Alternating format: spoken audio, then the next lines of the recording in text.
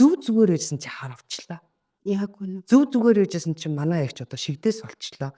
Хөөе манай дүү залуу хөхөд 30 эдтэйсэн чи шигдээс олчлоо гэдэг энэ асуудлууд хүмүүс ярьж байгаа байхгүй. Тэгэхээр энэ юу хэлээд байна вэ гэхээр уг нь бол амьдралын одоо зөв хэм маягаараа явах юм бол те хизээч энэний тухай ярихгүй шүү дээ тийм ээ. Гэтэл нэгэнт яригадаад эхэлсэн байгаа бол бид нар юу бодох хэрэгтэй болж байна вэ? Амьдралын хэм маяг хоол хүнснийхээ зөв зохистой хэрэглээ тийм ээ. Дасгал хөдөлгөөн. Тэр хорт зуршил гэдэг асуудлууд дээр дүгнэлт хийх цаг болсон байна л гэсэн үг тийм үү? Яг үнэ тий.